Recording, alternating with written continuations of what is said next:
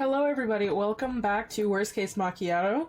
It is episode 13, and coincidentally, when we're recording this, it will be Friday the 13th, tomorrow. So, a lot of 13s floating around. One of my favorite numbers, that's for sure. How are you doing, Madison? Doing good. How are you? I'm a little sick, but otherwise.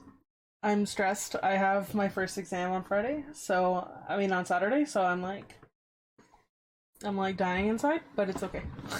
Is it really already exam season? Well, it's midterms. And Makes sense. of course, it's like my hardest, like, class too. That's first. So it's like, I'm like so not into it today. But, Me either. I just woke up from a nap, actually. I have felt so, like, out of it the past, like, 3 days. Cause, like, literally, I've just been surrounding myself with, like, how to diagnose mental disorders. And, like, so it just makes me, like, really, like, brain dead. That's what it feels like. I've been off for the last 3 days. It's been nice, but now I'm getting sick, so it's not fun. Yeah, that's not fun at all.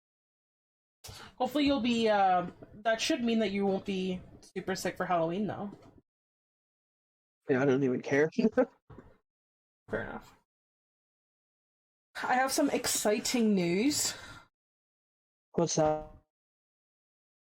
We had our first international listener this past week. Ooh, that's exciting. Yeah, from the Netherlands. Ooh, that's exciting. Yeah. I do know somebody in the Netherlands. I doubt it's her though. Yeah, I was like, I don't know anybody from the Netherlands, so, like, that means that it's That's someone that's really not exciting. our friends or family.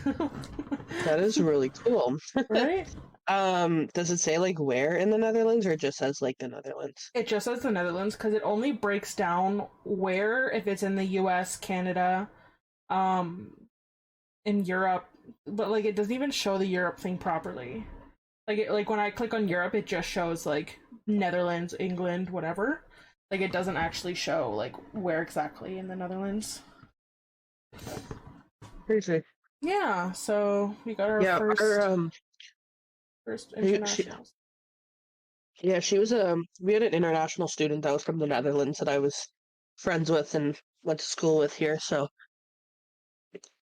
Nice. but we were not the best of friends. Like we were friends, but like I haven't talked to her since she like went back to the Netherlands or anything, and that was in high school, so Yeah. you know, it's like going on 10 plus years now. Fair enough. Yeah, that'd be kind of it'd be interesting if she did listen, but very unlikely. And I don't have her on social media or anything, so I highly doubt it. She's got like a True. big fancy job now. Big fancy job. Yeah, I want to say she's like a lawyer or something. Wow, that is fancy. I'm not exactly sure. I don't really understand the terms over there Oh and their yeah, yeah. language. That's fair enough. But it seems like it's probably something legal like that. Yeah, something legal for sure. It's about the only word I can make out in her title. Fair enough. Because I have creep just to see like what she's up to these days, but Yeah, I mean, a lot of the people that, like, I knew that were exchange students from, like, Germany and stuff, like, I have no idea what they're doing. Like, absolutely no idea. And I have some of them on social media. I just, like, they don't post enough for me to know what they're doing, really. So I literally just have one of our former exchange students on social media. But like I haven't talked to her in like years either. It's like same thing, but we were a lot closer, but she was from Austria. yeah, like, I was But I pretty have close no with the one, idea. but that was it. Yeah, like they still come up and it's really cool because they do still come up to the area and visit their host families, which is really, really cool. So a lot of them do that, but because they've gotten really close, like, and they'll send packages back and forth with like Canadian treats and things they miss about Canada and stuff. Yeah. They'll do so it's really cool. But Yeah, absolutely. It seems that way for sure. mhm. Okay, so the case that I am covering today, which I forgot I did notes for, is the case of Betty Gore, who was killed by Candy Montgomery, which is the case that I've said multiple times that I wanted to cover. I just wanted to watch all of the show and everything like that before I really did it, so I didn't spoil myself.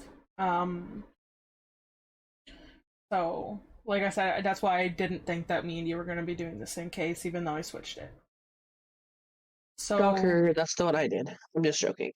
I was like, that's very shocking, because like it definitely was on under a list for like my name and stuff. But their daughter looks a lot like you.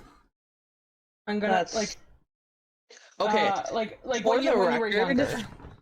you were like, she looks like you, but you and I look identical. So No, but like when you were like younger, like we looked similar when we were younger, but not like. yeah, we didn't look like crazy amounts similar, but oh my god, that is like eerie and sketchy. Like it's really hard to see because it's like so bright. Yeah, just text it to me or send it through Snapchat or something. When I first, this is my brightness. Oh my Right? god. It looks eerily like you as a child. It looks a lot like me. I'm pretty sure I like wore it like that too. Yeah. But anyway, it's okay. She survived. She wasn't a victim or anything. It was just the mom. But I just wanted to let you know that her daughter looked like you. So Betty Gore was born Betty Eileen Pomeroy on January 9th, 1950. She was a Capricorn. And she was born in Norwich, Kansas.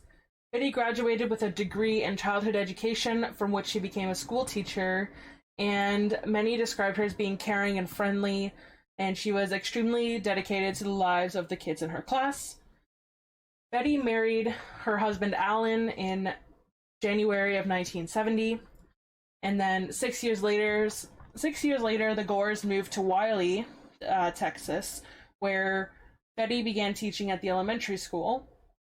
And after giving birth to their first daughter, Lisa, which is the one that looks like you, in the fall of 1978, Betty told Alan that she wanted to begin trying for their second child. But Betty and Alan's relationship at the time wasn't in the best shape. It was likely that Betty was suffering from postpartum depression, even though she wasn't diagnosed with it. And this was all after the birth of their first daughter, so she was hoping that having a second child would kind of like keep her busy enough where she wasn't really feeling the depression as much. Things were deteriorating between the couple emotionally and sexually, although they did improve their relationship briefly after their second daughter, Bethany, who was born in July of 1979. So now I'm just going to talk a little bit about Candy Montgomery, which is the woman that killed Betty Gore. And then I'm going to go into exactly what happened between them. So, Candy Montgomery was born Candace Lynn Wheeler on November 15th, 1949. She was a Scorpio. Candy was an army brat whose father, who was a radar technician, had been stationed at numerous different military bases, meaning that her family was constantly uprooted and moved around a lot. By the early 1970s, she was working as a secretary, and that is when she met her future husband, Pat Montgomery, who was an electrical engineer. The Montgomerys quickly had 2 children after their marriage. They had their daughter Jenny in 1973, and then that quickly followed by their son Ian in 1974. So it was kind of like our mom's situation where they were born only 1 year apart. Up until the family left an urban lifestyle, they bought a home in the small town of Wiley, Texas in 1977, and there were little to no signs of issues in their relationship. Upon moving to Wiley, the monotone domestic small town life caused cracks to form in Candy and Pat's relationship. And this was because Candy was very much a city girl. She liked the hustle and bustle and keeping busy all the time, so moving to a small town, she was just like, she just felt it being so like plateau that it was kind of like driving her insane. So Wiley, Texas, it was so small that the town's main gathering place, this is also the 70s, the gathering place was a small church, which was the Methodist Church of Lucas, which is where the Gores and the Montgomerys had first met. Both Candy and Betty Gore were intricately involved in the church. Candy confessed to many of her close friends at the time that she was wanting to have an affair, as she felt as though her life had grown incredibly stale. In 1978, a brief moment during a friendly summer match of volleyball at the church was the beginning of a complicated, intertwining story of the Gores and the Montgomerys. So, both Candy and Alan both played volleyball for the church's team and everything like that. Betty and Pat didn't play, but Candy and Alan did. And during one of their matches, Candy and Alan went for the same ball and they collided. No injuries occurred, but Candy said that she knew at that moment that her smell turned her on and that she wanted to have an affair with him. So, I don't know how someone's sweat can turn you on, but I mean, all to her. A few weeks after the first encounter between Candy and Alan at the volleyball game, the two talked a lot more frequently, casually flirting at almost every single time that they saw each other after. At another volleyball game, Candy decided to shoot her shot and asked Alan point blank if he'd be interested in having an affair, and that she was thinking about it and him a lot. And due to his marriage to Betty, Alan was hesitant at first and did not give her an answer, and he said he had to think about it.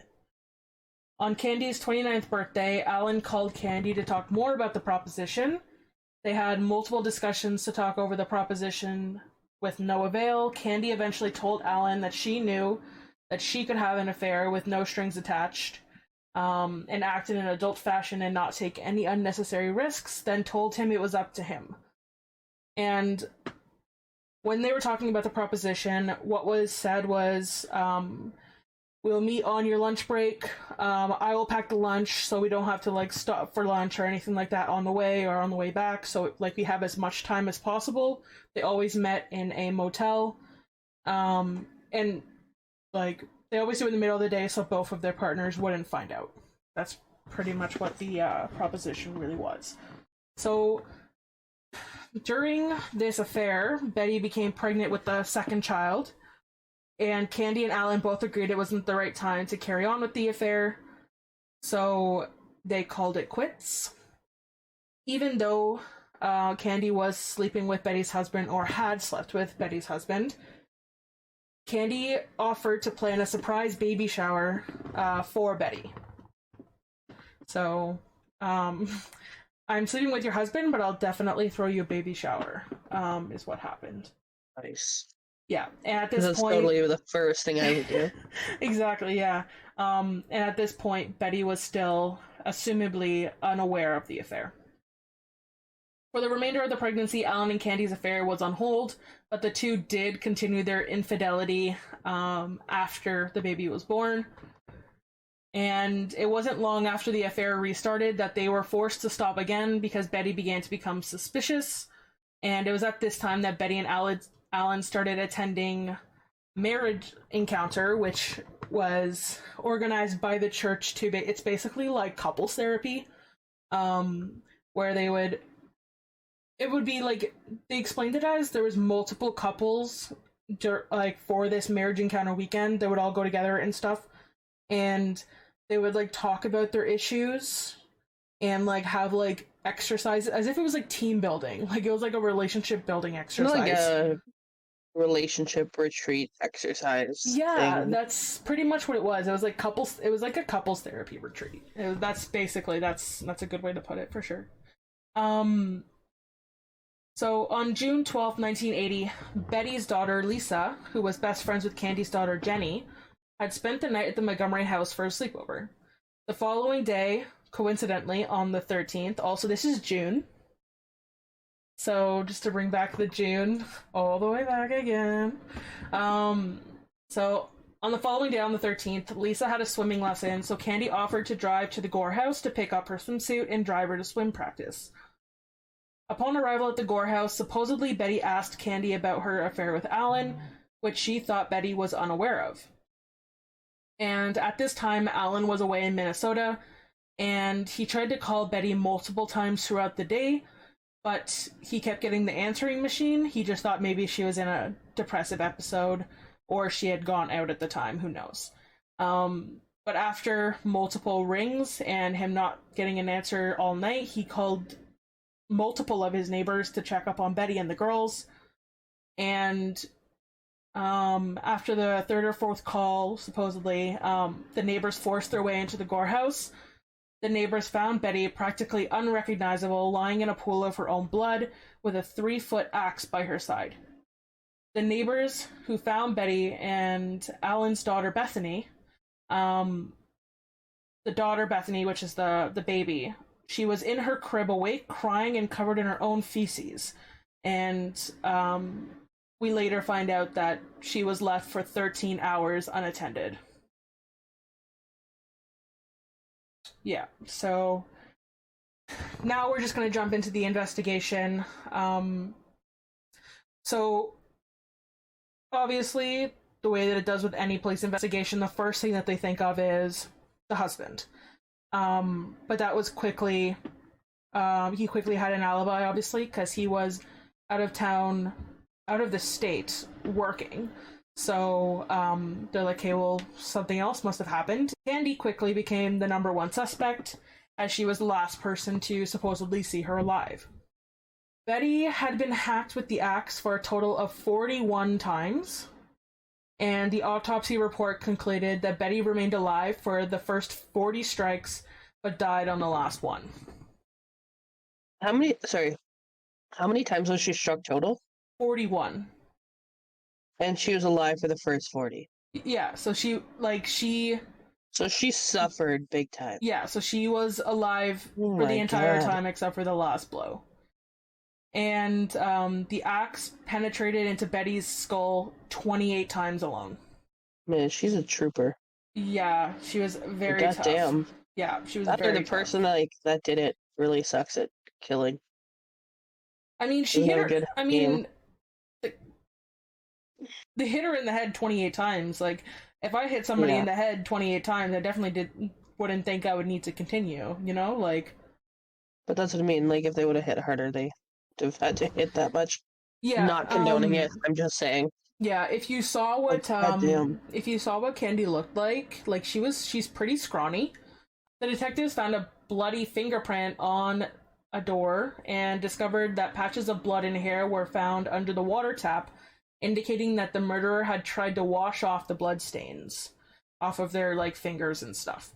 In the TV show, they actually showed her showering in the Gore shower before leaving, so she would have left the house not covered in blood. Whether that was actually true to the story, doubtful. I think it was just saying that she washed off her hands. So weeks after Betty's death, Alan revealed to the police that he and Candy had an affair, which gave the authorities motive for Betty's death.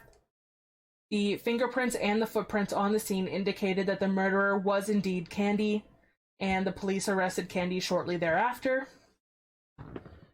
After she was arrested, Candy claimed that she had admitted to Betty about the affair, and that when she did, Betty attacked her with an axe. Candy then claimed that she blacked out during this event, and had no recollection. Candy then went to hypnotherapy, which revealed that she had PTSD from her childhood, and that while hypnotized, Candy whispered, shh, okay, yeah. Which is which is apparently a correlation to when her mother would consistently tell her to be quiet. I don't know, they were saying that she was neglected and abused in her childhood, and her mom would tell her to be quiet about it. I guess yeah, so which I mean could be true, but very doubtful that that would be the reason why you would black out and kill somebody. Yeah.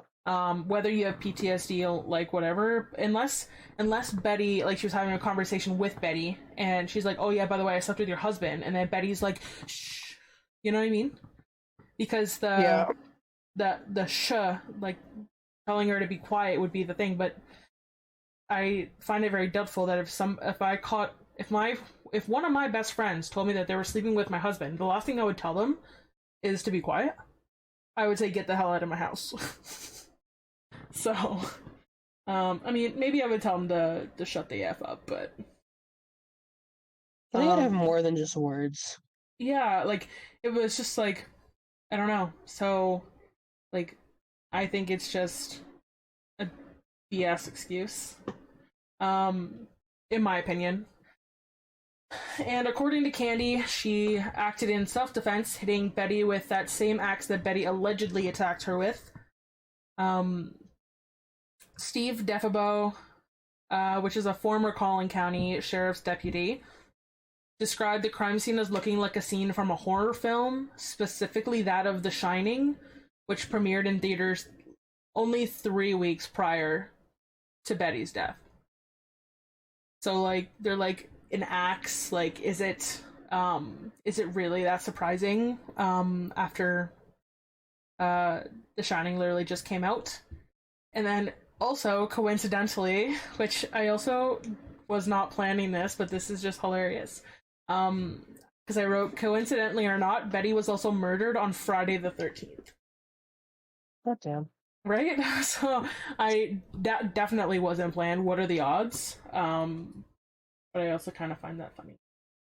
Candy Montgomery hired Robert Udishin, which was a defense lawyer who argued before the court that the entire incident was self-defense. He also asserted that Betty took the axe to attack Candy, and as a result, Candy had to kill Betty because then Betty would have killed her. Before the trial, Candy underwent a polygraph test prior to the trial, which indicated that she was being truthful. However, if she really did black out, like whether it was like intentional or not, or PTSD or not, even then, if you don't feel anxious about the situation because you admit it or you don't really feel the same emotions as other people, you're gonna pass a polygraph. So, because it really only picks up on increased heart rate, especially in the 1970s. Like, Yeah, they weren't like as advanced as they are now. yeah, and like, I don't remember when polygraph tests were no longer admissible in court. Yeah, I was gonna say there's a reason like they're not admissible in court. Like, Well, yeah, because somebody, as long as you don't, as long as you make sure that your heart rate doesn't quicken, it like you'll be fine. Like polygraph tests now, like they also measure like your sweat because they put it on your fingers and stuff too. yeah, So like it measures that too now, but even then it's still not admissible because people can just be naturally anxious about it. But she supposedly didn't have anything even remotely to show that she was stressed. yeah. Like, I mean, there is a job that actually they make you take a polygraph um test like during the hiring process in Canada, and like I literally like would love to work for that organization, but I'm like I literally like cannot bring myself to do it. I'm like just thinking of it, like I haven't even applied or anything to this whole lot. But like just thinking of it makes me nervous, and I'm like, I'd rather not. Even though I have zero intention of lying or anything, it's still like it's just I don't know what it is. It's just a thing. I just can't. Honestly, like just knowing that I have to write an exam, like I can already feel like my palms sweating. Just knowing that I have to go and write an exam. Let alone, and I don't really like social situations either, like, and especially when it comes to being in a one-on-one, especially with someone of authority who has complete control over your life. Like I can't. Um I would never, even if I was completely innocent, I'd be like, I'm not taking a polygraph test. Well, that's how I feel. I'm like I feel like I shouldn't have to take one to get a job, but I also understand like part of it. I'm like I just don't want to subject myself to getting hooked up to that, even though, like I said, zero intention to lie, nothing to hide, not worried. But it's just I think the thing of just being hooked up. I'm like, Well, it's the same thing as like when oh, you're, if you're like you're gonna cross the border, right? Because like going to the states, it's like okay, I know that like everything is valid and that I literally only have like my hockey bag in the trunk, but I have like no actual weapons. But who knows? Maybe somebody snuck something in my backpack. I have no fucking know. Like, yeah. like it's just like even though you know you're fine, you just get super anxious about it because you're like, well, like if anything does happen, I'm screwed. So the trial began in October 1980, almost 3 months after Candy was arrested, and the trial was presided over District Judge Tom Ryan. The trial lasted for 8 days, and Candy continuously argued that she did not intend to kill Betty and that she was purely acting out of self-defense. District Attorney Tom O'Connell argued that Montgomery could have fled the scene instead of attacking Betty. And he also argued that taking 41 swings with the axe was disproportionate to her self-defense claims, which true, because if you hit her once and once or twice or whatever, and she falls to the floor, you can run now. Like there's nothing stopping you from running. Then, like after the first blow, if you hit her in the shoulder and she's still standing, okay, she could still lunge at you. No, if it was true, but 41. Yeah. Like, girl. It's a little overkill. Yeah. So, on October 30th, 1980, a jury consisting of 9 women and 3 men found Candy Montgomery not guilty. And she was then acquitted of all charges. Not guilty. Don't know. And, she was acquitted of all the charges. And when she left the courthouse a free woman, the crowds outside chanted, "Murderer, murderer." Which, I mean, not surprised. So Betty's father was interviewed after it was announced that she was acquitted, and her father Bob, Betty's father Bob, noted that as far as he was concerned, justice will be served. He said that she is the one that has to live with it. He said that he couldn't say that he was happy with the verdict, obviously. And he said that we just don't know what happened, and we never will know what actually happened, because why would she admit it? Right? Yeah. So, other than the TV show that I watched about it, there were multiple different media portrayals of it.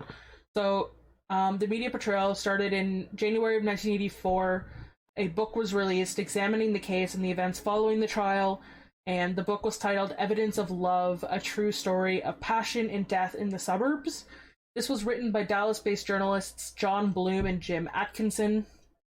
And then in 1990, CBS released a TV movie called A Killing in a Small Town based on the case, which was the best known portrayal of the case prior to the one that the TV series that just occurred in May 2022, which is a Hulu original series, and it's called Candy, and it debuted starring Jessica Biel as Candy, which she was amazing in it. I knew Jessica Biel's pretty good. Yeah, I knew of Jessica Biel, but I didn't know what she looked like. But she she had the look of the late 70s. She had the curly afro hair and everything. It looked perfect.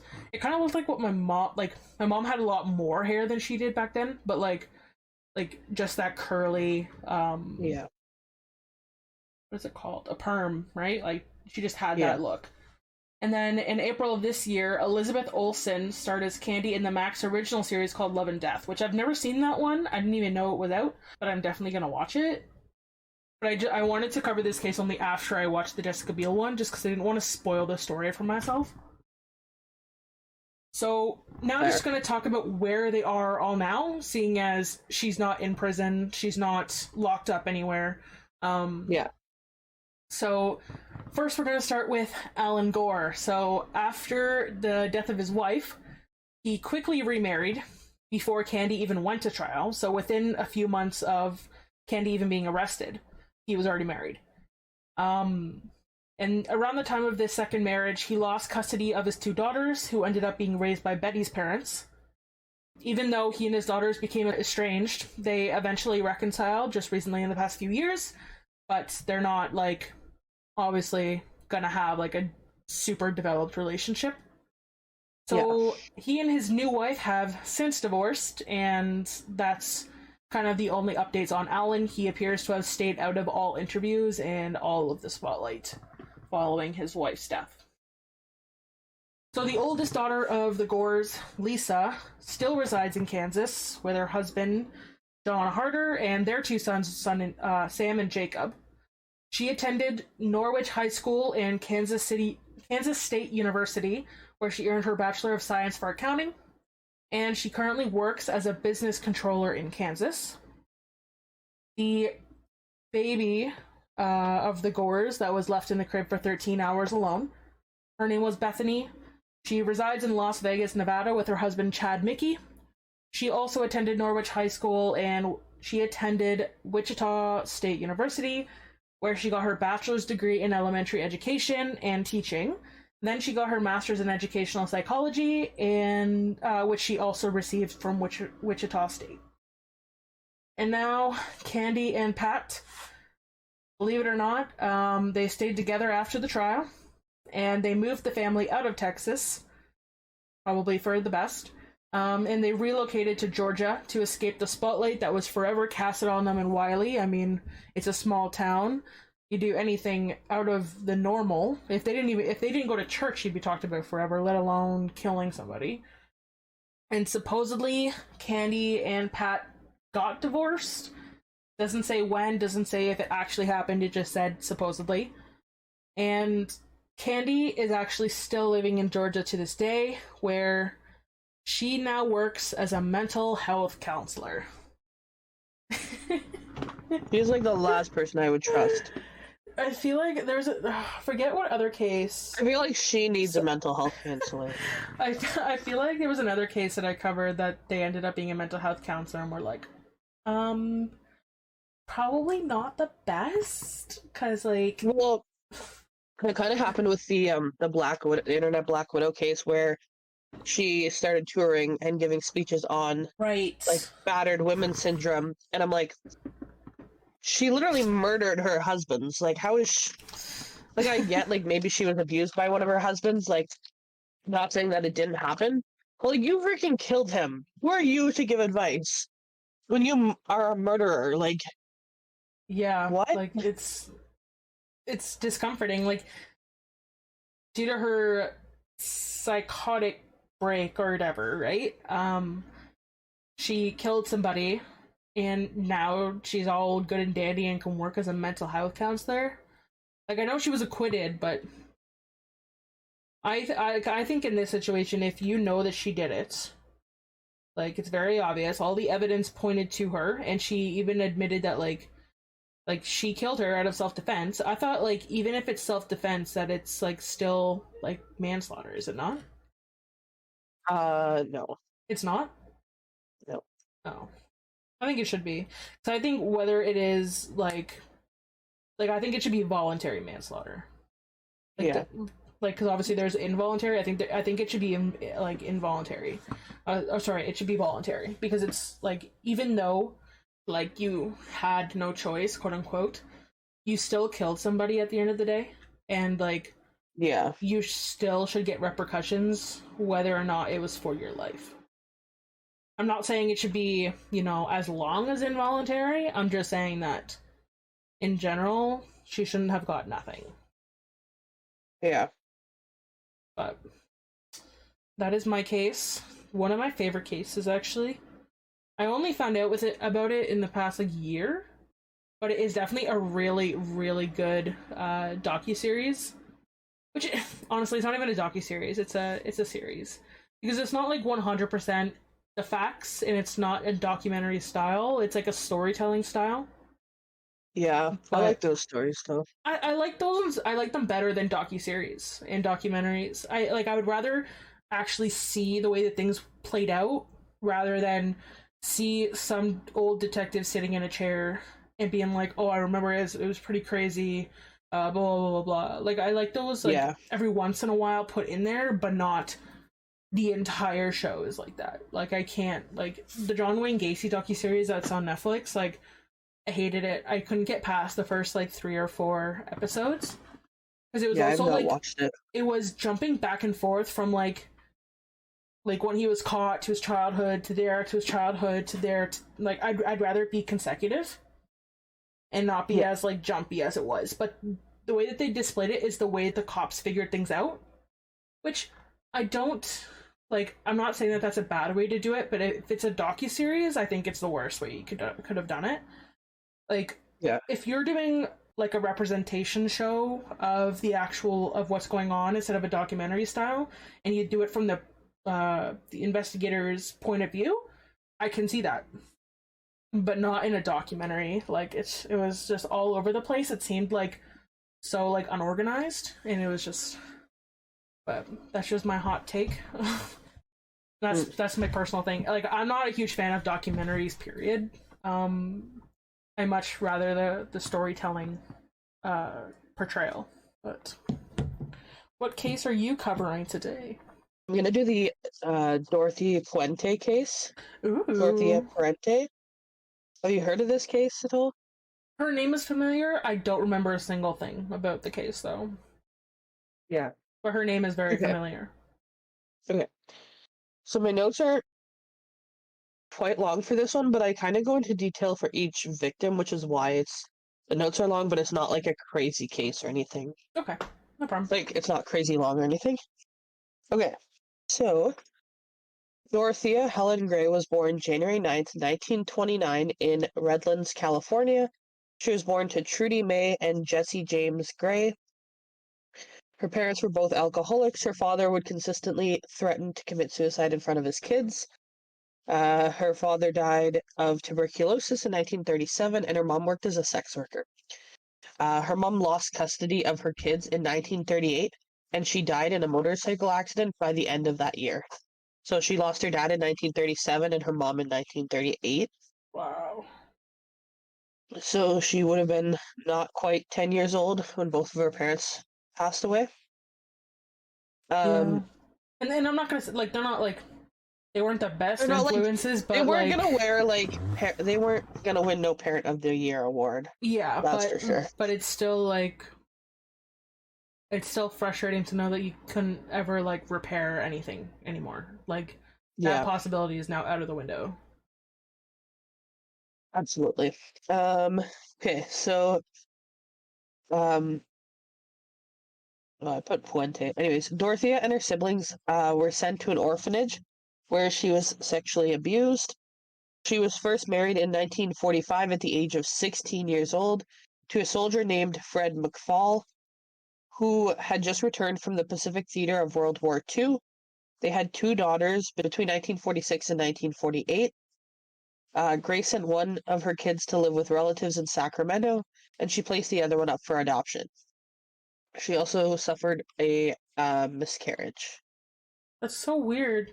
She sent one to go live with somebody, and then she gave the other one up for adoption. Yeah, I kind of found that weird. I was like, oh. Okay. Like you think that you would send them both to live with people you knew if you were gonna send any of them. Like, imagine, like, I can just imagine, like, it's not funny, but it's kind of funny.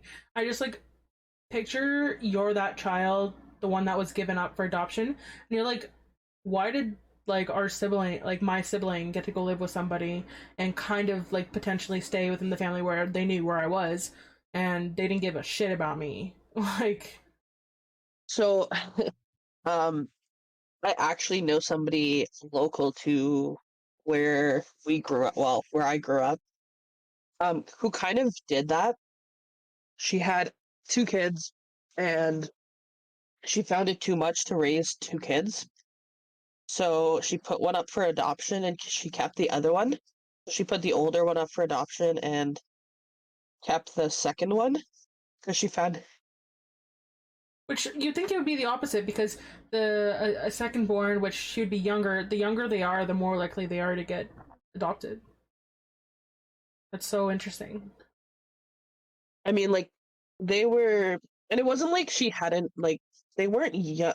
They weren't like crazy young when they were, when this happened. But anyways, so her mom was just like, it's too much to have two kids. Like, I can't do it. Like, I need to give one of them up. So she put one up for adoption, which was the older one, which at the time I want to say she was like 12-ish, roughly. And then her younger one would have been like 10. So it's like she had two kids for like 10 years. I don't even know if like her youngest was 10. But anyways. That's so crazy, because in the next like couple of years their children could have started like working and you wouldn't have to fend for them as much. Well, so like the age might have been like a little bit later, but I actually like remember this. And so anyways, her second born the one she kept, is the same age as me. And then she later went on to have another child. So would make her third child, and she kept that one. So she just gave up the oldest one. And I was like, you said it was too much to have two. You just put up a kid for adoption, and now you've had a third. And honestly, raising a child from when they're a baby to when they're 10 is one of the most difficult parts of parenting. Yeah. Like, once they turn like 12, they could technically stay home and not have a babysitter, quote unquote. Would I do that? Probably not. No, same. But like, I would have like a family friend. I wouldn't say that they're a babysitter, but like some sort of older figure that just in case something happens. But like, yeah, you only had a couple years before they were going off to like high school. Yeah. Which is like the most easiest part of like the life. Like, I don't understand. That's so weird. Yeah. So anyways, I didn't even like think of that story until you kind of mentioned that. I was like, but yeah. I'd be so I would be so pissed if I was the oldest daughter. I would have been so pissed. Yeah. Okay. Anyways, so her husband, McFall, he left her in 1948. So 3 years after they got married, they split. In the spring of 1948, Gray had been arrested for purchasing women's accessories using forged checks in Riverside, California. She pled guilty to 2 counts of forgery. She served 4 months in jail and 3 years of probation. 6 months after her release, she left Riverside. In 1952, she married merchant seaman Axel Johansson in San Francisco. She created a fake persona calling herself Tia Singoala Nayarda, a Muslim woman of Egyptian and Israeli descent. They had a turbulent marriage. She took advantage of Johansson's frequent trips to sea by inviting men into their home and gambling away her husband's money. She was arrested in 1960 for owning and operating a bookkeeping firm as a front for a brothel in Sacramento.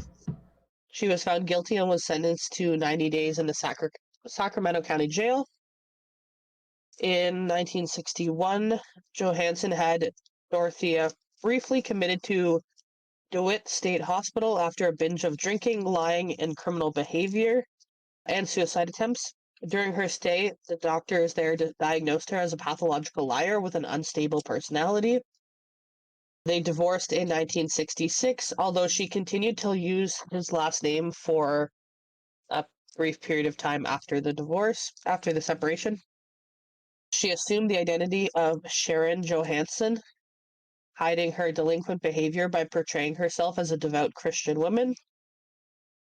She established her reputation as a caregiver. She provided young women with sanctuary from poverty and abuse without charge, so she offered this service for free.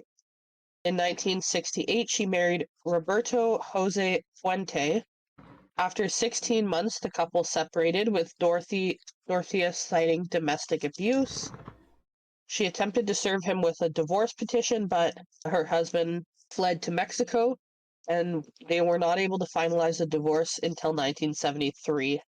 They had a turbulent relationship. She filed a restraining order in 1975 against her ex-husband, Roberto. She would continue to use the surname Puente for more than 20 years. After the divorce, she focused on running a boarding house that was located near 15th and F Streets in Sacramento. She established herself as a genuine resource to the community to aid alcoholics and homeless people and mentally ill people by holding Alcoholic Anonymous meetings and assisting individuals to sign up to receive Social Security benefits. She changed her public image to one of a respectable matron by putting on vintage clothing, wearing the larger glasses, and letting her hair go gray. She established herself as a respected member of Sacramento's Hispanic community, funding charities, scholarships, and different radio programs. She eventually married Pedro Angel Montalvo, though Montalvo abruptly left the relationship a week after they got married. So none of her marriages have lasted very long. And in December 21st, 1978, Dorothea Puente was convicted of illegally cashing 34 state and federal checks that belonged to her tenants. She was given 5 years probation and ordered to pay $4,000 in restitution. So that's kind of like her backstory slash like early kind of life, and then we're gonna get into like all her victims and her crimes or 30, various other crimes. 34 counts. Like 34 things that she forged. Well, they weren't like forged, but yeah, But catching her tenants' things, 34 of them. yeah, Wow. yeah. A lot. There's a lot. It's about to become more. Do you have the grand total of how much money she actually took? I wasn't able to find like a total amount or anything. Like it doesn't say how much each of them were like taken for. I would love to know. Me too. Okay. So her first victim was a gentleman named Malcolm Mackenzie. He was 74 years old. So on January 16th, 1982, she picked Malcolm up from a bar and took him back to his apartment. He reported that she had slipped something into his drink before robbing him of coins, watches, and other jewelry, including a diamond ring that belonged to his mother, which she removed from his finger while he was incapacitated. So she just robbed him, she drugged him, and robbed him. Wow. Yeah. And then we have victim number 2, which would be Ruth Monroe. She was 61. On April 28th of 1982, Ruth Monroe was found dead due to respiratory depression caused by a massive overdose of codeine. Monroe was said to have been in really good health when she arrived at at Puente's home just over 2 weeks prior to her death. However, by April 25th, she had told a friend, and I quote, "I am so sick I feel like I'm gonna die." Monroe's death was originally ruled an undetermined overdose, but was later classified as a homicide. Nice. Now we have victim number 3, Dorothy Osborne. On May 16th, 1982, Dorothy Osborne, she was 49, found checks, credit cards, and other items missing 8 hours after Puente visited her home and prepared her a drink. Yeah. She robbed her of her belongings. Yeah, whole bunch of money, yeah. Yeah, so now we're just going to get into like a random arrest that happened between her victims. Okay. So in July of 1982, she was convicted of 3 grand theft charges. She was sentenced to 5 years in prison, state parole until March 21st of 1986, and her federal parole sentence was extended by another 2 years to now run until 1990. She was convicted with 3 grand theft charges, so in pertaining to her stealing the coins, the jewelry, and all the thefts she committed before that. So, victim number 4 is a gentleman by the name of Everson Theodore Gilmouth. He was 77 years old. So during her incarceration, she began talking to this gentleman. He was a 77-year-old retiree from Oregon. At the beginning of September 1985, Gilmouth came to Sacramento with his truck and trailer and arrived at Puente's boarding house. On September 9th, 1985, after serving only half of her sentence, she was released from prison, whereupon she was picked up by Gilmouth and Ricardo Dorica, a close friend who lived with his family in the downstairs flat of 1426 F Street. In October 1985, Puente wrote Gilmouth's sister informing her that she and Gilmouth were to be married on November 2nd. So, literally met September 9th and they got married November 2nd, according to Puente. Wow. Yet again, he was in his 70s, late 70s? He was 77. Yeah, like, I mean, I feel like when you're at that age, like, the time doesn't really matter if you wanted to get, like, married or not, because it's like, well, really, how long do we have left? You know, like, Yeah. Like, I feel like a lot of people feel like that when they're that age. So, like, I'm not really uber surprised that a month is a little much. But the fact that he literally just picked up everything and moved out to like, literally across the country. Yeah. To get married to an incarcerated woman, or was incarcerated at the time. Like, yeah, it's a little. It's a little Why weird. are you writing an inmate in prison to begin with? Yeah, and then wanting to marry them. Yeah, for sure. To his defense, like, none of her crimes that she had committed to that point that she was convicted on were anything crazy. Other than like fraud, yeah, and like yeah, and but like theft, she hadn't hurt anybody or anything, like, right? Yeah. That he knew of. So a short time later, she hired a handyman, Ismael Carrasco Flores, for remodeling and asked him to build her a 6-foot by 30-inch by 30-inch storage box.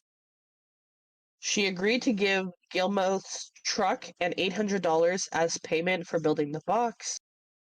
The day after he completed the box, he returned and found that the box was nailed shut.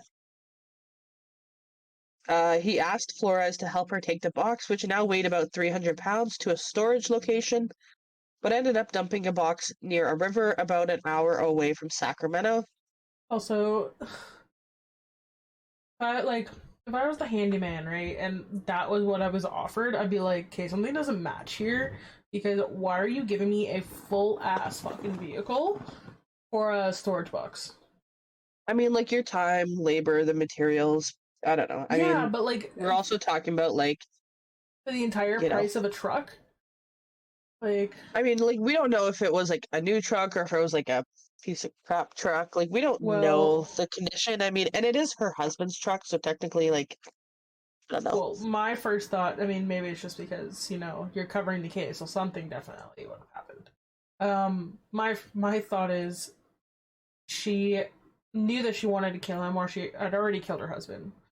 And so she wanted this storage box to put his body in, and she's like, well, since he's dead, he doesn't need his truck anymore.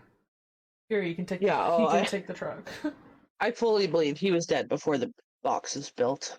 Yeah, I'm just like, so that is him though in the box, though, right? So we're gonna get there. Okay. Just because that was my first thought. I was like, that's him in there. 300 pounds, yeah. Absolutely. Yeah. So on December 28th, 1998, it was determined that Gilmouth was the previously unidentified body that was discovered by a fisherman alongside the Sacramento River on January 1st of 1986. So it was him in the box. His body was wrapped in numerous plastic bags and covered with bedsheet held in place by electrical tape. There was mothballs and blue toilet deodorizer were found inside the box, basically like to help to hide the stench, the smell. Yeah. Oh my god. It was later discovered that after Gilmouth's death, Puente mailed fake letters and cards to his sister in an attempt to make her believe that he was still alive. She was also found to have forged his signature on his truck's certificate of title and continued cashing his benefit checks until July of 1986. Is this the No, it's not her first. It's not. Wait, is it? No, it's not the first first murder that she did, right? No, I didn't think so. I'm like paying attention, but I also like. I feel like I missed some stuff. But it's okay. Yeah, no, there's one that was previously deemed an overdose that was later turned over to a homicide, which we talked about already. Right, the codeine. Yeah. Yeah, the codeine. Mm-hmm. So victim number 5 is a lady by the name of Betty Mae Palmer. She was 78 years old. So in the fall of 1986, she arrived at Puente's boarding house. October 14th of 1986, Puente obtained a California ID card with her photo but Palmer's name. So she got a fake ID created with her picture but all of Palmer's information. Right. 2 months later, the mailing address on Palmer's social security checks was changed to Puente's F Street address, which wouldn't be unusual considering it's a boarding house and she's now living there. So it wouldn't to me like that wouldn't like indicate too many Yeah. red flags. Yeah, definitely. Like I'm Like not. for the workers and stuff, like they wouldn't think that that's weird because people's mailing address changes all the time. Yeah, and I mean, like, she is actually living there. Like, it's not like she never lived there, right? Like, she was, actually Yeah. living there. So, Hmm. but yeah, so she forged Palmer's signature and cashed nearly $7,000 worth of benefit checks belonging to Palmer. In November 1988, Palmer's partially dismembered body was in a shallow hole in Puente's front yard. Her head, hands, and lower legs were never found. What do they deem lower legs? Like below the knee? Or like what other legs do we have? Like I literally put Yeah. what is lower legs? I feel like it would be below the knee. Yeah. So I feel like that makes sense. So so wait, toxicology. so it was her torso and her upper legs were in the hole, Yeah. but everything else was missing. I mean her arms were there too. Oh, But okay. her hands were not there. That's so weird. Why dismember part of it, but not all of it? So I think it's because like your hands and your toes like have your fingerprint, right? Fingerprint. Yeah, And why then your didn't head would have but then your head would have like your dental dental? records Yeah. and stuff, right? But what about So like, why wouldn't you just take the ankles then instead of like a part of the leg? I would just chop off the ankles.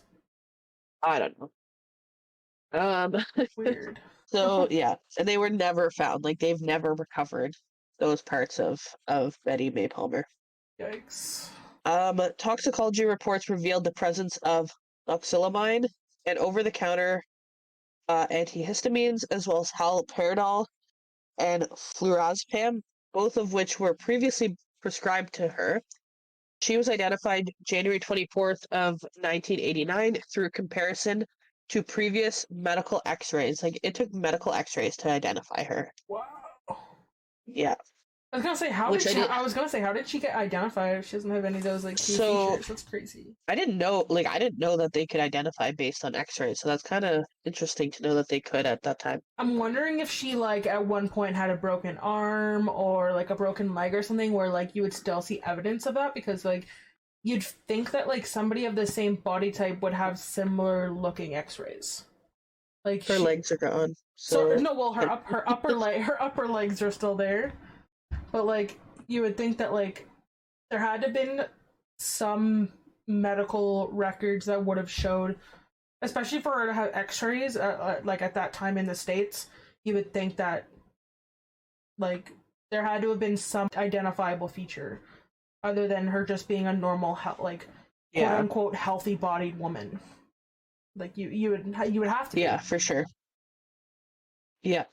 So, doxylamine is an antihistamine that reduces the effects of natural chemical histamine in the body. It's used to treat sneezing, runny nose, watery eyes, hives, skin rash, itching, and other cold or allergy symptoms. It's also used as a short-term treatment for sleeping problems, so insomnia. Haloperidol is an antipsychotic medicine that is used to treat schizophrenia. It's also used to control motor and speech tics in people with Tourette's syndrome. And flurazepam is a benzodiazepine that is used to treat insomnia. So, now we're on to victim number 6, which is a Leona Carpenter. She was 78 years old. So on October 21st of 1986, Puente summoned a notary to the hospital room of Leona Carpenter following a flurazepam overdose. She was given power of attorney over Carpenter and began cashing her Social Security checks just 10 days later. In December, after Carpenter was released from the hospital, she went to live with Puente. Once again, Carpenter returned to the hospital, and just a few weeks after she was discharged, in February of 1987, she disappeared. In November of 1988, her body was found in the southeastern corner of Puente's yard. Toxicology reports of Carpenter's brain tissue revealed the presence of codeine, diazepam, and flurazepam. So codeine is an opioid pain reliever, which is used to treat mild to moderately severe pain and help reduce coughing. Diazepam is a benzodiazepine. It's thought that diazepines work by enhancing the activity of certain neurotransmitters in the brain. It's used to treat anxiety disorder and alcohol withdrawal symptoms. And it is sometimes used with other medications to treat muscle spasms and stiffness or seizures. And then flurazepam again for insomnia, which we're going to see that one a lot. So we're now on to victim number 7, which is a James Gallup. He was 62. So in February of 87, he moved into Puente's home. On July 20th, 87, a potentially malignant tumor was found in his colon. He agreed to further testing, but Puente later contacted his doctor's office, notifying them that he had gone to Los Angeles indefinitely. His body was found buried under the gazebo in her yard in November of 1988. His toxicological testing of his brain and liver revealed the presence of amitriptyline, nortriptyline, phenytoin, and flurazepam.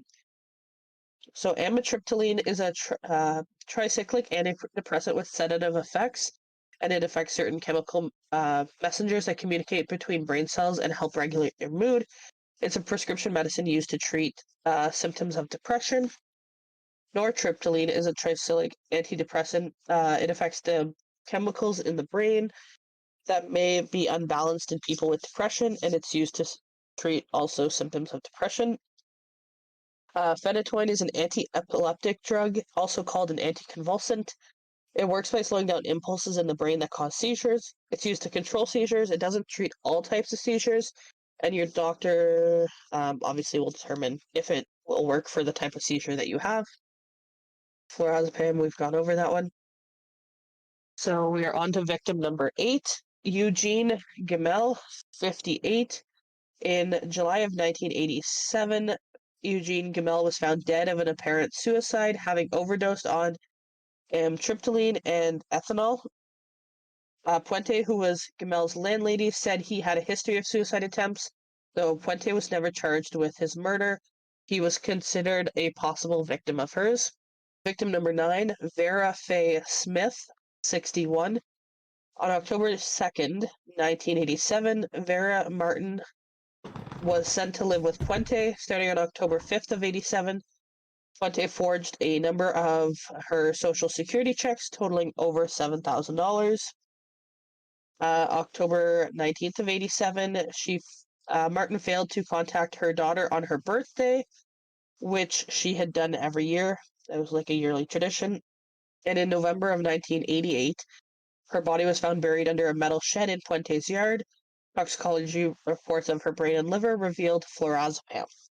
She sounds like a hoot to be around. I find it really crazy that she was able to do this for so long, because like she kept having their mailing addresses and their addresses and stuff changed to her house, and then all these people are going missing. I don't understand. After the first one, you're like, okay, sure. But then after a couple, you're like, you got to be like, what the heck is going on?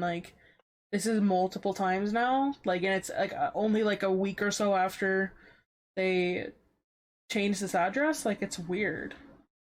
Yeah. So we have 3 more victims to go through before we get to the rest. So this is victim number 10, Dorothy Miller. She is 65. On October 21st of 87, Dorothy Miller was placed in an upstairs flat in Puente's home. She introduced Miller to Ricardo Ordorica, which is the same one who helped her with the box. Yeah. Yeah. The following November, Ordorica became the representative payee for Miller's Social Security benefits. Just weeks after her arrival, she had disappeared, and on November 20th of 87, Puente hired a carpet cleaner to remove a large pile of foul-smelling slime in Miller's room. Puente continued to forge Miller's checks totaling over $11,000 after she was no longer at her house. Miller's remains were later discovered buried under a slab of concrete near some rose bushes. Tissue samples from Miller's brain revealed the presence of carbamazepine and flurazepam. Carbamazepine is another anticonvulsant, and it works by decreasing nerve impulses that cause seizures and nerve pain, such as trigeminal neuralgia and diabetic neuropathy. And it's also used to treat bipolar disorder. And then obviously flurazepam, her trusty best friend. Yeah. Victim number 11. On November 29th, 1987, Brenda Trulio sent a letter to the Social Security office in Sacramento accusing Puente of stealing her Social Security checks totaling $3,500. Trulio met Puente in Sacramento. She had met Puente in the Sacramento County Jail in 1982, and the two later shared a prison cell. After her release, she moved into Puente's boarding house where Puente helped her apply for Social Security benefits. Trulio claimed that Puente drugged her and called her parole officer, causing her parole to be revoked before Trulio received her checks. So basically, it was a breach of whatever her original sentence was, that she was on drugs, so she would fail a drug test. I find it crazy that they were cellmates, and she knew that she was like cashing people's checks. So then she moves in with her after they get out of jail, and they sign her up for Social Security checks, and she's like surprised that she's cashing her checks. Like, well, so she wasn't, like, at the time she would have been in prison for that. She was in prison just for grand theft, so was not in prison for forging checks at the time. So she would not have known. Oh, I thought she was in prison for grand theft as well as cashing those 34 checks. Well, the 34 checks, she served that prison sentence earlier, but then later, between some of her victims, she served another stint for the grand theft charges. Wow. Yeah. So we're on to victim number 12, Alvaro Bert Gonzalez Montoya, 51 years old. In February of 1988, Bert arrived at Puente's home. In March, an application designated Puente as Montoya's benefits payee. At the end of August, a roommate saw a man clearing Montoya's clothes out of the closet. He missed an appointment on August 29th and was last seen on August 24th. Puente told several people that he had went to Mexico to visit relatives. Social workers continued to attempt to contact Montoya in September and October to no avail. So in November, Puente asked Donald Anthony, a former convict that had been working in her yard, to contact the social worker, pretending to be Montoya's brother-in-law. He agreed and called, stating his name was Michael Obregon, and that he picked up Montoya from F Street House and took him to Utah. The social worker was suspicious and told Puente that she was going to call the police. November 10th, the social worker received a letter from Michael, and it was wrapped in a paper towel to avoid any fingerprints. Days later, Montoya's body was found buried adjacent to Carpenter's body. Toxicology testing revealed the presence of loxapine, flurazepam, diphenhydramine, amitriptyline, and carbamazepine. He had prescriptions for all of the drugs except for the carbamazepine. And this is our last victim. It is victim number 13, Benjamin Fink, 55. So March 9th, 1988, Benjamin was sent to live with Puente. Fink's brother visited with him on a weekly basis for 6 weeks, and by the end of April, Fink was gone. Another tenant reported smelling a foul odor emanating from his room, but was told by Puente that it was a sewer backup. On April 29th, Puente received 12 bags of cement. That June, she had dug a hole next to the door of the metal shed, which was later filled with concrete. In November, Fink's body was discovered in this area, wrapped in a plastic knotted bedspread, secured with duct tape and covered with blue absorbent pads. His toxicology report revealed the presence of amitriptyline, loxapine, and flurazepam. So that was the last of her known victims. I also find it really funny that there's also 13 victims in that case, and that that guy was like basically killed in June. Like, what is going on? Like, it seems like it's such a recurring theme that mine and her cases like kind of have similar numbers in them all the time. It does seem like that. So, out of the 13 victims that I found, 9 of the 13, like, she killed. Wow. Yeah. So, now we're gonna get into her arrest and then the trial, um, and that stuff. So, on November 7th, 1988, police spoke with John Sharp, a former resident, about the disappearance of Montoya. Excuse me. Initially, Sharp told police that he had seen Montoya 2 days earlier, but then slipped a note to the officer that said, "She's making me lie." So he was like, she was making like the residents lie to the police. He met later with an officer to tell the officer the truth and tell his story. On November 11th, a detective returned to her residence with her permission and began digging in the areas that appeared to be recently disturbed. 30 minutes later, they discovered the first body. Just hours after a body was discovered in her backyard, she slipped away from the police, so she escaped. Slippery, slippery girl. Yep. Actually, not in cuffs, exactly. Anyways. On November 13th, 1988, an all-points bulletin was issued for Puente. On November 16th, 1988, Charles Wilgues, along with Gene Silver of CBS, alerted police to Puente's whereabouts at a motel in Los Angeles.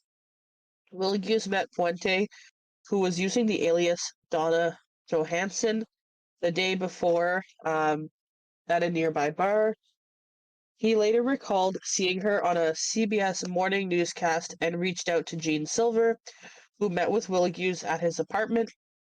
The two contacted local law enforcement, and Puente was arrested the same day. So she managed to be on the run for a whole 3 days before she was arrested. Damn. Yeah. So now we'll get into her trial and conviction. On November 17th, 1988, Puente was flown from the Hollywood Burbank Airport to Sacramento, escorted by police and booked in the county jail. She was then formally charged with the murder of Montoya. On March 10th, 1989, criminal charges against Flores were dismissed due to the statute of limitations expiring 3 years after Gilmuth's body was discovered. Flores was later granted immunity for his testimony against Fuentes. So he's like the one that lied to police about, on her behalf and stuff. Mm-hmm. So on March 31st of 1989, an amended complaint was filed charging Puente with 9 counts of murder with special circumstance, qualifying it as a death penalty case. According to investigators, most of her victims had been drugged until they overdosed. She then wrapped them in bedsheets and plastic lining before dragging them to the open pits in the backyard for burial. By May 24th, 1990, the prosecutors rested his case, having called 71 witnesses and introducing 108 exhibits in the preliminary hearing. On June 19th, 1990, a judge ruled that there was ample circumstantial evidence to send Puente to trial, and on July 31st, 1990, Puente pleaded not guilty to her charges. Not guilty. That's so funny. Right? After numerous delays on October 19th, 1992, a judge ruled that Puente would face all 9 murder counts and that all cases would be heard in Monterey County. On December 21st of 1992, 12 jurors consisting of 8 men and 4 women were selected for Puente's trial. The following month, 6 alternate jurors, 5 women, and 1 man were selected to back up the 12 regular jurors because it was going to be a long case. Yeah. Her trial began on February 9th, 1993, and by the conclusion of the trial, 156 witnesses testified, more than 3,100 exhibits had been submitted, and there was over 22,000 pages of transcript were recorded. And that's crazy because, I wonder if stenographers were, a thing then, because, feel like they would have given to Ben, but that stenographer would have been exhausted. It would have been like a tag team effort. Like, Yeah, you're in. 100%. They had to have had different people every day because like that would be a lot of typing. Yeah. Like So, even with stenography, like yeah. Um, yeah, so after deliberating for 11 days, on August 2nd, 1993, the jury told Judge Michael J. Verga that they were deadlocked on all 9 counts of murder and asked for further instruction. The next day, Verga ordered the jury to resume their efforts to break the deadlock. wait, so On deadlock August, just means that they're like fully split, right? yeah, like they're like Yeah, at an impasse where like they don't see either side giving in. changing their minds about, they like can't agree that all 9 were like murder kind of thing. Like Uh, they can't agree because it has to be unanimous, right? yes, yeah. And they just cannot come to that. And they're like 11 days in, and they're like, "Hey, like we are not getting anywhere here." Like it's already at day 11. So on August 26, 1993, she was convicted on 3 counts of murder. So she was charged in the death of Benjamin Fink, Leona Carpenter, and Dorothy Miller. The jury, after deliberating for 35 days, remained deadlocked on 6 cases. So the case of Ruth Monroe, Everson Theodore Gilmouth, Betty Mae Palmer, James Gallup, Vera Faye Martin, and Alvaro Gonzalez Montoya. Her During the husband, penalty phase, sorry, Gilmouth, dead, found in a box. And she gave away his truck for the box. But yes, this is like completely deadlocked. Like that's so crazy to me. That one especially should have been like to me. I mean, yet again, like this is like completely like after the fact, like we know, but like, I can't imagine that being in trial and somebody not agreeing that she definitely killed her husband. Like that's yeah, so I weird to me. don't know how on that one I don't know how they were deadlocked on that case. Like he was found in a So box. the other Like ones I could see, but like that one where she hired a carpenter and then asked the carpenter to help her move it, and it went from, the weight of the box itself to 300 pounds. Like clearly there was something yeah, in it, and he was and found in that box, and that was her husband. with scented Like, beads in it, and like she gave away his truck as payment for this box. Like yeah, that's so weird. Like the other ones where they're like, okay, like they could have overdosed. Okay, like I can see that someone being like, well, like did they? Because like maybe they just yeah, forgot that they took a pill and they took it again. Like, but yeah, like how do you not think that somebody who's found in a box with scent beads to hide the smell of death was not murdered? yeah, yeah. So during the penalty phase of the trial, jurors found themselves deadlocked once again, and on October 13, 1993, she was spared the death penalty. On December 10th, 1993, she was sentenced to life in prison without the possibility of parole. She was incarcerated at the Central California Women's Facility, CCWF, in Chowchilla, California. On August 28th, 1997, an appellate court in San Jose affirmed Puente's murder convictions but ordered an examination of juror misconduct allegations. After a 3-day hearing on September 25th, 1998, Judge William D. Curtis rejected each allegation of jury misconduct in Puente's trial. She died in prison at Chowchilla, California, on March 27th of 2011 from natural causes. She was 82 years old at the time of her death.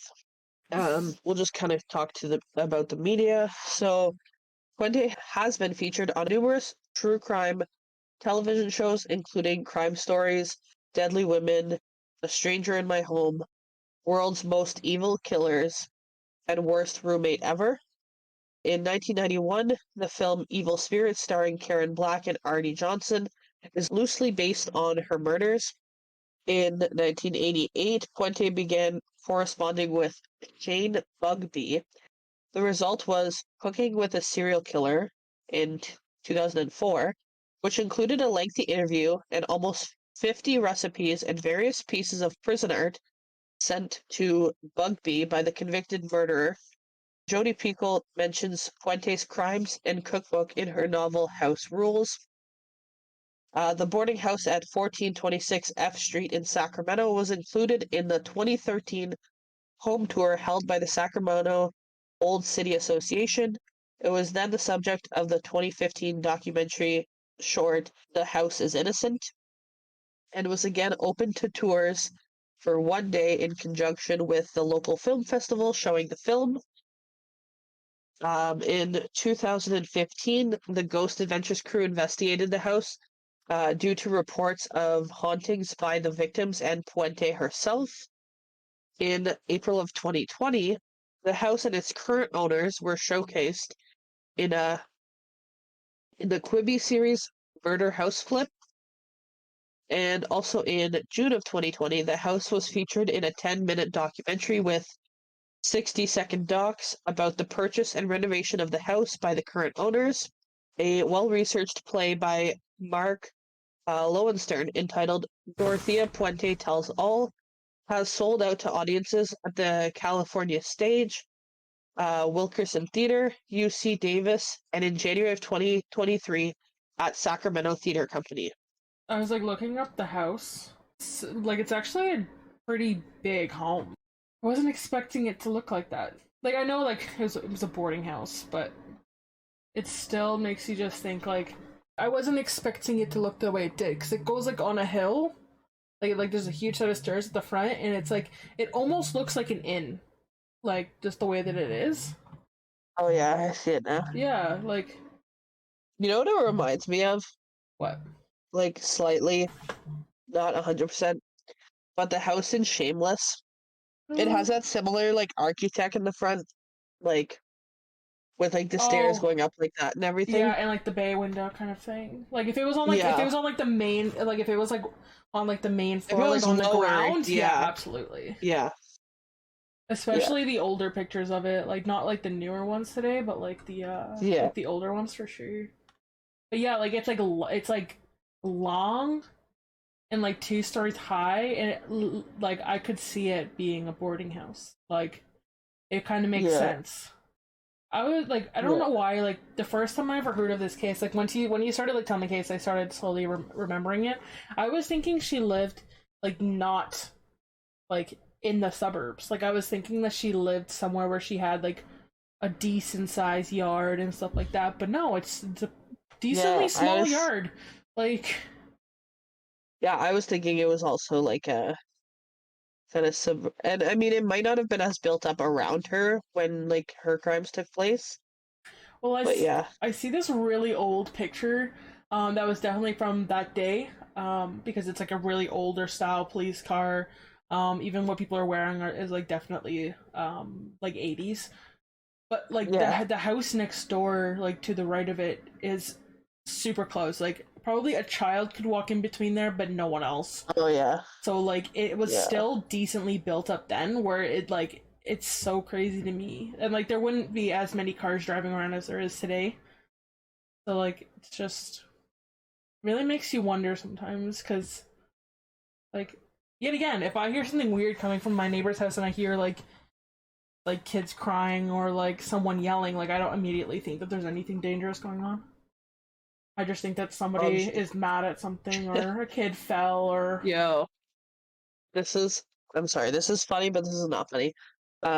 There's literally a sign that they put up, I guess, during like the house tour, like when they were doing tours of it, and it says trespassers will be drugged and buried in the yard. Oh my god. Oh my god, that's so crazy.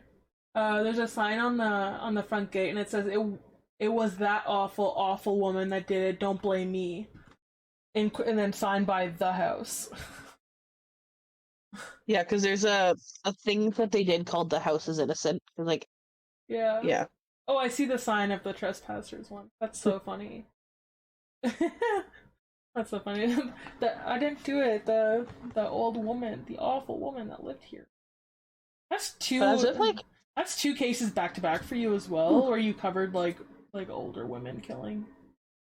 I was gonna say it literally like reminds me so much of the Canadian The Internet Black Widow case that I just covered. Yeah, and so this time she's actually getting a benefit out of it, other than just like marrying someone and killing them. Yeah. I just like I just can't imagine someone buying and wanting to live in that house after knowing everything that's happened there. You'd get it. Well, the thing is, though, it's also in Sacramento, and because of how many people that died there, you would get a huge amount taken off. And if you need to be in California or you want to be in California, some people don't care. And I know that in some states, they don't have to disclose to you if somebody was murdered there, or if there's like ghost activity or anything like that. So like, I don't know what California's rules are like, but like some states, if the realtor knows that there's something going on there, like if there's any serious ghost activity, they can just say like, I am not aware, or I'm not at liberty to talk about anything that goes on supernatural wise. If some people don't know about true crime really, and they bought this house, like some of them probably, unless they literally, because when you go on a house tour and like to buy a house, people's first thought isn't to ask their realtor, hey, has anyone died in this house? Like, nobody, like, unless you're like super conscious about stuff like that, like very few people are gonna ask that.